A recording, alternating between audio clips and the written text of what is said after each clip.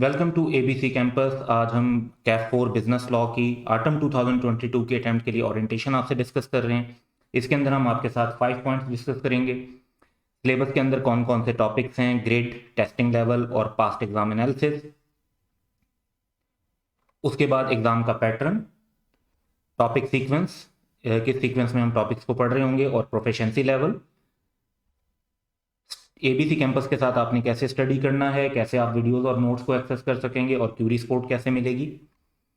Book और notes कौन से यूज करने चाहिए, कैसे यूज करने चाहिए, इसके ऊपर बात करेंगे। तो one by one in 5 points की तरफ चलते हैं। सबसे पहले अगर हम सिलेबस की बात करते हैं तो ऑब्वियसली सिलेबस काफ़ी डिटेल में डिफाइन हुआ है, और अब सेक्शन वाइज बाकायदा सिलेबस को डिफाइन किया गया है। तो लीगल सिस्टम है ये, इसकी टेस्टिंग लेवल 1 का टॉपिक है, यानी 8 मार्क्स तक का टेस्ट हो सकता है।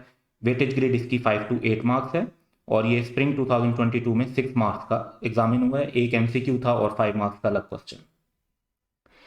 फिर अगर हम नेक्स्ट कैटेगरी देखते हैं जो कि बी कैटेगरी है, B1, B2, B3, इसमें 20 to 25 मार्क्स तक का टेस्ट हो सकता है। बेसिकली चैप्टर 2, 3, 4, 5 4 चैप्टर आ जाते हैं इसमें, तो इसमें से 23 मार्क्स का एग्जामिन हुआ है। फिर चैप्टर 6 से लेकर 10 तक जो कैटेगरी बनती है वो 25 to 30 मार्क्स की बनती है, और इसमें से 31 मार्क्स का एग्जामिन हुआ है स्लाइटली, यानी इसमें वेटेज ग्रेड से एक्सीड हुआ है। और ये भी मेरा ओपिनियन है, हो सकता है कि एग्जामिनर परस्पेक्टिव से सेक्शन वाइज और उन्होंने उसको क्लासीफाई किया हो, तो जो मैंने एनालिसिस किया उसमें ये 31 मार्क्स इस एरिया से बन रहे हैं।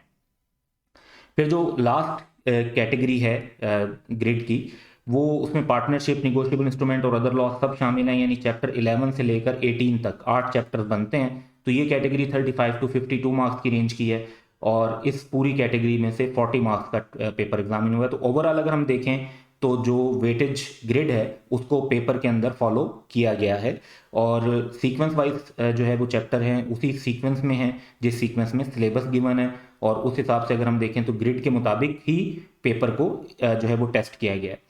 तो ओवरऑल जो सिलेबस है उसके अंदर कोई चेंज नहीं है, लेकिन हम बुक में नोटिस कर रहे हैं कि न्यू बुक आई है तो उसके अंदर जो कुछ करेक्शन हैं वो हमें नज़र आ रही हैं कि कई जगह पे जो कुछ प्रॉब्लम्स थे वो अब बेहतर हुए हैं, और वहाँ पे वो करेक्शंस हमने नोटिस किए। नेक्स्ट चलते हैं। एग्जाम पैटर्न की बात करें तो बेसिकली इसमें एक क्वेश्चन तो एमसीक्यूज पर आता है, जिसमें एक एक नंबर के 15 एमसीक्यूज होते हैं। मॉडल पेपर में भी ऐसे ही था, और स्प्रिंग 2022 के पेपर में भी ऐसे था। फिर 9 सब्जेक्टिव टाइप क्वेश्चंस होते हैं, जिसमें से अगर हम नोटिस करें तो 2 मार्क्स के 5 क्वेश्चंस आए, 3 मार्क्स के 9 क्वेश्चंस आए, यानी 9 क्वेश्चन पेपर में ऐसे थे जो 3-3 नंबर वाले थे। तो 27 नंबर का पेपर तो सिर्फ उनसे बन जाता है। फिर 4 मार्क्स का एक क्वेश्चन आया, 5 मार्क्स के 6 क्वेश्चन आए, तो 30 मार्क्स तो 5 मार्क्स वालों में कवर हुए। एक क्वेश्चन 6 मार्क्स का था, एक क्वेश्चन 8 मार्क्स का था, और 7 या 9 मार्क्स का कोई क्वेश्चन नहीं था। तो यहां से ओवरऑल अगर हम नोटिस करें तो 15 एमसीक्यूज हैं और 22 पार्ट्स हैं, यानी ये जो 9 क्वेश्चन थे इसमें पार्ट ए बी सी अलग अलग पार्ट, अलग अलग रिक्वायरमेंट होती हैं, तो ऐसे पार्ट्स 22 थे, और स्प्रिंग 2022 में 23 थे। तो एक्चुअली आप 100 मार्क्स के लिए 38 छोटे छोटे क्वेश्चंस को ही आंसर कर रहे होते हैं। तो ये चीज ध्यान में रखें कि 15 तो ऐसे हैं जिसमें जारी बात है आपने जस्ट ऑप्शन बताना है, रीजन नहीं बतानी, लेकिन 23 पार्ट्स बाकी भी जो क्वेश्चन थे वो ऐसे बड़े क्वेश्चन नहीं थे, वो छोटे छोटे क्वेश्चन है, लेकिन आपको ऑब्वियसली उसमें जो आप कंक्लूजन दे रहे होते हैं उसके साथ आपको रीजन और जो लीगल पर्सपेक्टिव होता है वो भी आपको डिस्कस या एक्सप्लेन करना पड़ता है। तो इस तरीके से ये पूरा 100 मार्क्स का पेपर बना। अब ये जो पैटर्न है इसे समझने की ये जरूरत है कि आपको बहुत बड़े बड़े क्वेश्चन सॉल्व करने की तरफ फोकस नहीं करना, आपको छोटे छोटे सिनेरियोज जो हैं उनको अंडरस्टैंड करना है, उनको कैसे रिस्पॉन्ड करना है उस पर फोकस करना है। क्योंकि अगर आप नोटिस करें तो 86 मार्क्स का पेपर तो 5 नंबर तक के क्वेश्चंस पर ही है। तो बहुत लॉन्ग लॉन्ग ऐसे लिखने वाले क्वेश्चंस की प्रैक्टिस से ज्यादा फोकस इस बात पर होना चाहिए कि शॉर्ट क्वेश्चंस को कैसे प्रॉपर्ली आंसर करना है, इन 3 नंबर में से पूरे 3 कैसे लेने हैं, 5 में से 4 या 5 नंबर कैसे हासिल करने हैं, इसके ऊपर आपका फोकस होना चाहिए।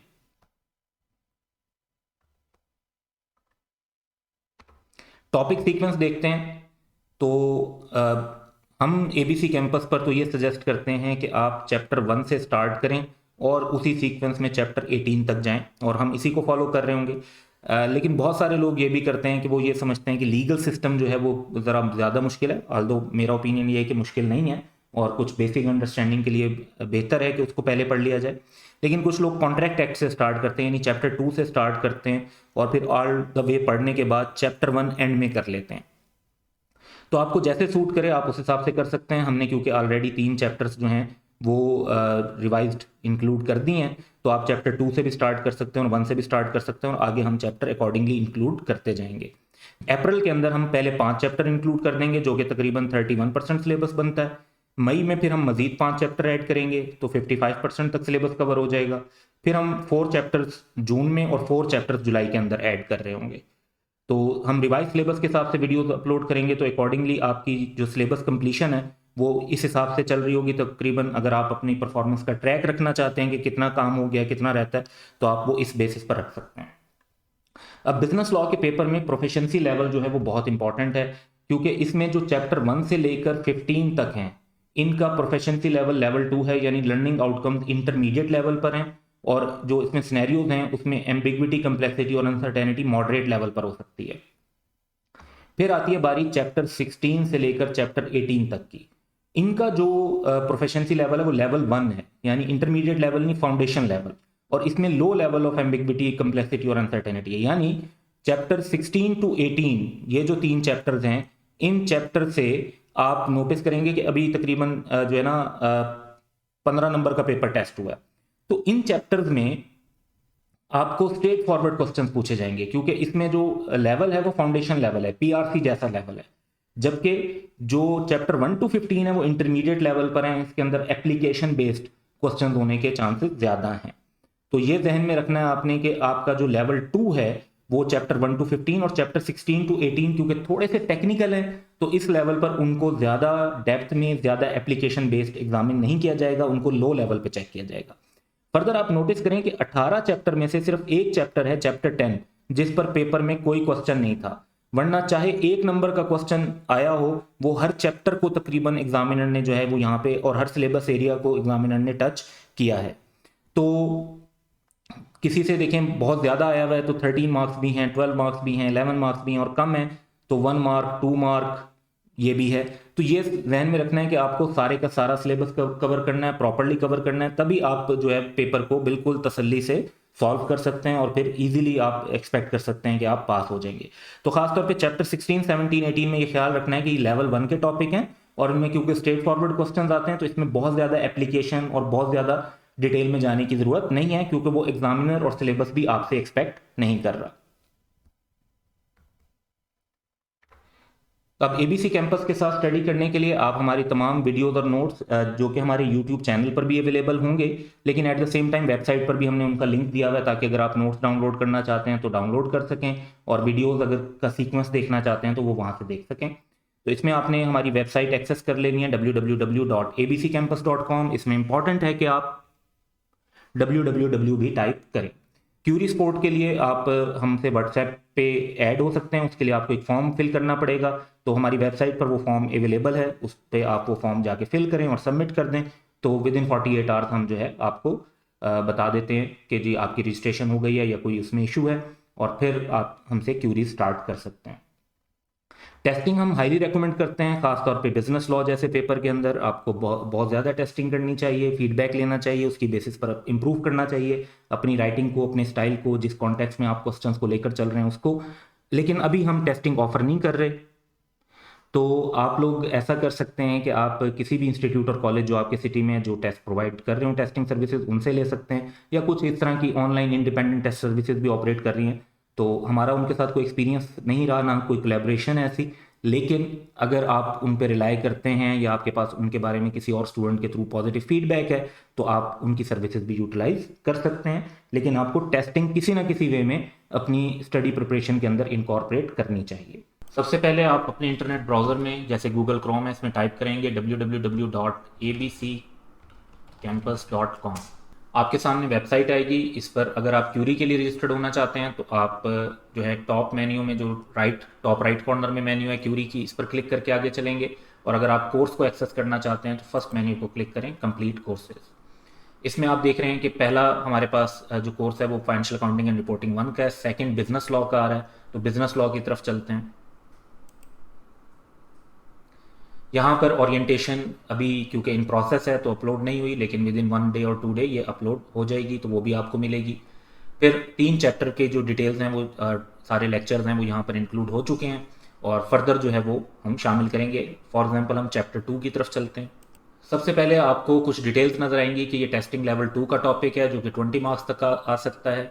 चैप्टर 2, 3 और 4 एंड 5 यानी ये 4 चैप्टर मिलाकर टोटल वेटेज 20 to 25 मार्क्स की होगी। आई कैप का स्टडी टेक्स्ट आपको यूज करना चाहिए। डेली 40 to 50 मिनट्स की वीडियो कवर करेंगे तो ये वाला चैप्टर आपका 2 से 3 दिन में कवर हो जाएगा। यहाँ पे लेफ्ट साइड पर आपको तमाम हमारी वीडियोस नज़र आ रही होंगी तरतीब से, इसी सीक्वेंस में आपने करनी है। उसके बाद राइट साइड पर आपको नोट्स नज़र आ रहे हैं। अगर आप नोट्स को एक्सेस करना चाहते हैं तो आप सिंपली पॉप आउट आ रहा है लिखा हुआ नोट्स के कॉर्नर में, इस पर क्लिक करेंगे तो नोट्स की फाइल जो है वो आपके सामने आ जाएगी। यहाँ से आप कंप्लीट नोट्स भी देख सकते हैं, और अगर आप डाउनलोड करना चाहते हैं तो यहाँ पे टॉप के ऊपर राइट साइड पर बटन है डाउनलोड का, इसको क्लिक करके आप डाउनलोड भी कर सकते हैं। और इसी तरीके से आप अगर आप मोबाइल पे डाउनलोड कर रहे होंगे तो वो आप गूगल ड्राइव के अंदर भी सेव कर सकते हैं। जैसे जैसे हमारे जो चैप्टर्स हैं उन पे काम कंप्लीट होता जाएगा, आपको यहाँ पे मजीद चैप्टर्स जो हैं वो शो होते जाएंगे और आप उन्हें भी एक्सेस कर सकेंगे। व्हाट्सएप पर हमारे टीचर्स की सपोर्ट, क्यूरी के लिए सपोर्ट हासिल करने के लिए सिंपली हमारी वेबसाइट पर टॉप राइट कॉर्नर पर आप देख रहे हैं मेन्यू है क्यूरी एंड कॉन्टैक्ट अस का, इस पर क्लिक करें। आपके सामने क्यूरी का पेज खुल जाएगा। इस पर यहाँ पर 1 पेज के रूल्स लिखे हुए आ रहे हैं जो आपको फॉलो करने होंगे क्यूरीज के लिए। इन रूल्स को अच्छी तरीके से पढ़ लें। उसके बाद आपका जो भी रेलिवेंट सब्जेक्ट है उसकी मेन्यू पर क्लिक करें और एक सिंपल सा फॉर्म होगा जो आपसे आपका ईमेल, आपका नेम, आपका व्हाट्सएप नंबर, आपके सिटी का नाम वगैरह पूछेगा और टर्म्स को के साथ एग्री करने के लिए कहेगा। और वो फॉर्म फिल करने के 48 आवर्स के अंदर हम आपको कम्युनिकेट कर देंगे कि आपकी रजिस्ट्रेशन हो गई है, या अगर उसमें कोई इशू है तो उसको भी कम्युनिकेट कर देंगे। होपफुली ये क्यूरी का सिस्टम जो है वो आपके लिए काफ़ी बेनिफिशियल रहेगा। बुक और नोट्स की बात करें तो आपने आई कैप का लेटेस्ट स्टडी टेक्स्ट यूज करना है। इसमें जो ऑटम 2022 के लिए revise study text I cap ने अपनी वेबसाइट पर अपलोड किया है, कल ही किया है, कल परसों में हुआ है, तो वो आप यूज़ करें, लेटेस्ट वाला यूज़ करें, पुराने वाला यूज़ ना करें। आल्दो सिलेबस में कोई चेंज नहीं है, लेकिन हम नोटिस कर रहे हैं कि कुछ एग्जांपल्स 1-2 ऐड हुई हुई हैं और कुछ जगह पे करेक्शंस जो थी वो भी हुई हुई हैं, तो बेहतर होगा कि हम अपडेटेड स्टडी टेक्स्ट यूज़ करें। इसके अलावा आपको चाहिए कि आई कैप की वेबसाइट पर आप स्पेसिफिक एग्जाम गाइडेंस भी चेक करते रहें और स्टडी मटेरियल की करेक्शन भी वो जो है इंक्लूड करते रहते हैं, वो भी देखते रहें। हम भी बेसिकली इसको चेक करते रहते हैं और जहाँ पर ज़रूरी होता है उसके हिसाब से अपने कंटेंट को रिवाइज और अपडेट करते रहते हैं और स्टूडेंट्स को भी इन्फॉर्म कर देते हैं। इसके अलावा आप हमारे नोट्स की पीडीएफ भी यूज़ कर सकते हैं। जनरल सजेशन मेरी ये होगी कि आप अपनी एक बुक को मेन फोकस बनाएं और वो होनी चाहिए आई कैप का स्टडी टेक्स्ट। उसके अलावा आप कोई भी नोट्स यूज़ करते हैं हमारे या किसी और के, तो उसमें आप इस चीज़ को ध्यान में रखें कि नोट सिर्फ वहाँ पर आप यूज़ करें जहाँ आपको कोई एडिशनल एग्जाम्पल नज़र आ रही हो या कोई और इस तरीके से इस स्टाइल में मजीद समझाया हुआ आपको नज़र आ रहा हो कि जो उसमें आप समझ रहे हैं कि जी स्टडी टेक्स्ट से वो बात उस तरह से क्लियर नहीं हो पा रही थी जितना उस डायग्राम, उस एग्जाम्पल या उस टेबल में जिस तरीके से बनाकर समझाया गया उससे आपको ज़्यादा जल्दी समझ में आ रही थी, तो उसको आप फिर साथ के साथ इनकॉर्पोरेट कर लें। लेकिन आप मेन बुक के तौर पर जस्ट आई कैप का स्टडी टेक्स्ट यूज़ करें, जहाँ पर नोट्स आपको मुनासिब लगे वहाँ पर उनको भी शामिल करते जाएं। तो ये बेसिकली हमारी बिजनेस लॉ से रिलेटेड गाइडेंस है और वी होप कि आप हमारे साथ स्टडी करेंगे तो आपकी अच्छी प्रिपरेशन होगी और पेपर आपका पास होगा। And that's all for today. Have a good day.